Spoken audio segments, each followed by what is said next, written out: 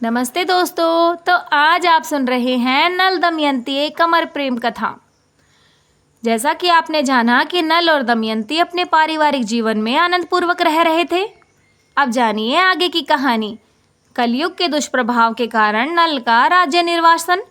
महर्षि विदस्व युधिष्ठिर से कहते हैं कि जिस समय सभी देवता इंद्रादि लोकपाल दमयंती के स्वयंवर से अपने अपने लोकों को लौट रहे थे, मार्ग में उनकी कलयुग और द्वापर नामक दो भाइयों से भेंट हुई।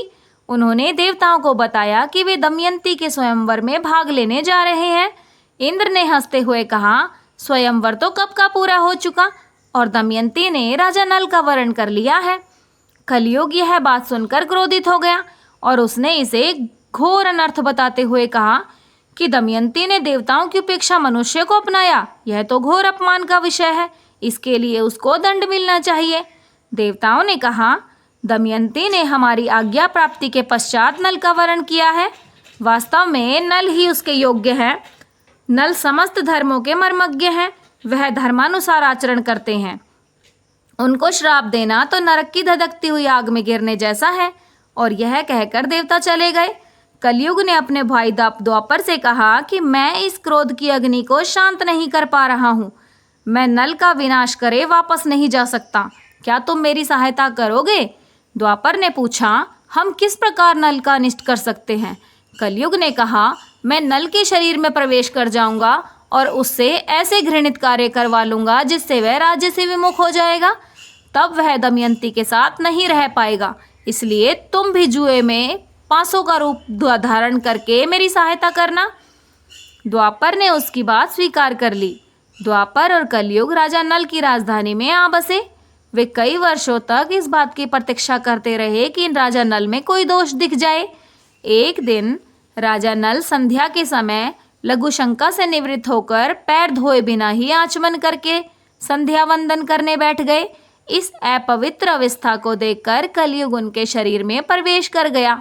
साथ ही उसने दूसरे पुरुष का रूप धारण किया और उसके भाई पुष्कर के पास गया और बोला, आप भी नल के समान ही वीर हैं। आप नल के साथ जुआ खेलो, मैं आपकी सहायता करूंगा और आपको नल का राज्य दिलाकर निषद देश का राज्य प्राप्त हो जाएगा। पुष्कर उसकी बात स्वीकार करके नल के पास गया। इसी बीच द्वापर भी पासों का रूप धारण करके उनके साथ हो लिया। अब पुष्कर ने राजा नल से बार बार जुआ खेलने का आग्रह किया। राजा नल दमयंती के समक्ष अपने भाई की ललकार को सह न सके। उन्होंने उसी समय चौसर खेलने का निश्चय किया। उस समय नल के शरीर में कलयुग घुसा हुआ था।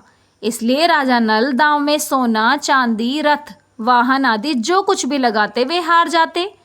प्रजा और मंत्रियों में बड़ी ही व्याकुलता थी। वे राजा को रोकना चाहते थे तो वे दमयंती के पास गए और बोले कि आप महाराज से निवेदन कीजिए कि वे ऐसा ना करें। राजा जो है वो अपने एक एक करके हर चीज को हारते जा रहे हैं। दमयंती की आंखों में आंसू भरे हुए थे और उसने गदगद कंठ से कहा, महाराज, स्वामी, नगर की राज प्रजा और मंत्रिमंडल लोग आपसे मिलने आए हैं और द्वार पे खड़े हैं, उनसे मिल लीजिए। परंतु नल कलयुग का आवेश में होने के कारण कुछ भी नहीं बोल रहा था। मंत्रिमंडल और प्रजा के लोग शोकग्रस्त हो गए। पुष्कर और नल में कई महीनों तक जुआ होता रहा और राजा नल बराबर हारते गए। राजा नल जुए में जो भी पासे डालते वे बराबर ही उनके प्रतिकूल पड़ते। सारा धन निकल गया। जब दमयंती को पता चला तो उसने अपने सारथी को बुलाया और कहा, सारथी, तुम राजा के प्रेम पात्र हो। अब यह बात तुमसे छिपी नहीं है कि महाराज बहुत बड़े संकट में पड़ गए हैं। इसलिए तुम घोड़ों को रथ में जोड़ लो और मेरे दोनों बच्चों को रथ में बिठाकर कुंडिन नगर मेरे पिता के पास ले जाओ। तुम रथ और घोड़ों को भी वहीं छोड़ देना। तुम्हारी इच्छा हो तो वहीं रहना, नहीं तो कोई दूसरी जगह चले जाना। सारथी ने घोड़े और रथ को कुंडिन नगर में छोड़ा और वापस आते हुए राजा ऋतु पर्व के यहाँ सारथी का काम करने लगे। इधर पुष्कर ने राजा नल को लज्जित करते हुए कहा, और जुआ खेलोगे? परंतु पास तो तुम्हारे अब कुछ भी नहीं है दांव पे लगाने के लिए। यदि तुम दमयंती को दांव पे लगाने योग्य समझो तो फिर खेल शुरू करना। नल का हृदय फटने लगा। वह कुछ भी नहीं बोला। उन्होंने अपने शरीर से सब आभूषण उतार दिए और केवल एक वस्त्र पहने नगर से बाहर निकले। दमयंती ने भी केवल एक साड़ी पहनकर अपने पति का अनुगमन किया। नल के मित्र और संबंधियों को बड़ा शौक हुआ। नल और दमयंती दोनों नगर के बाहर 3 रात तक रहे। पुष्कर ने नगर में ढिंढोरा पिटवा दिया कि जो भी मनुष्य नल के प्रति सहानुभूति प्रकट करेगा उसे फांसी दे दी जाएगी। भय के मारे नगर के लोग राजा का सत्कार ना कर सके। राजा नल 3 दिन तक और 3 रातों तक अपने नगर के पास केवल पानी पीकर ही रहे। चौथे दिन उन्हें बड़ी भूख लगी और फिर उन्होंने फल फूल कंद खाकर ही वे आगे बढ़े। एक दिन राजा नल ने देखा कि कुछ पक्षी जिनके पंख स्वर्ण के समान दमक रहे थे। राजा नल ने सोचा कि क्यों ना इन पक्षियों को पकड़कर इनके पंखों को बेचकर कुछ धन कमाया जाए। ऐसा सोचकर उन्होंने पकड़ने के लिए अपने पहने हुए वस्त्र पक्षियों के ऊपर डाल दिए। पक्षी उनका वस्त्र लेकर उड़ गए। अब नल नंगे होकर बड़ी दीनता के साथ मुंह नीचा किए हुए खड़े थे। पक्षियों ने कहा, हे दुर्बुद्धि, तू नगर से एक वस्त्र पहनकर निकला था, उसे देखकर हमें बड़ा दुख हुआ था। ले, अब हम तेरे शरीर का वस्त्र भी लिए जा रहे हैं। हम पक्षी नहीं, जुए के पासे हैं। नल ने दमयंती के पासों की बात कह दी। इसके बाद नल ने कहा, प्रिय, तुम देख रही हो यहाँ बहुत से मार्ग हैं। एक अवंती की ओर जाता है, दूसरा ऋषधान पर्वत से होकर दक्षिण देश को, सामने विंध्याचल पर्वत है, यह शणोषणी नदी है, महर्षियों के आश्रम है। सामने का रास्ता विदर्भ देश को जाता है, यह कौशल देश का मार्ग है। इस प्रकार राजा नल दुख और शोक से भरकर बड़ी सावधानी के साथ दमयंती को भिन्न भिन्न मार्गों और आश्रम के विषय में बताने लगे। दमयंती रोते हुए बोली, स्वामी, आप क्या सोच रहे हैं?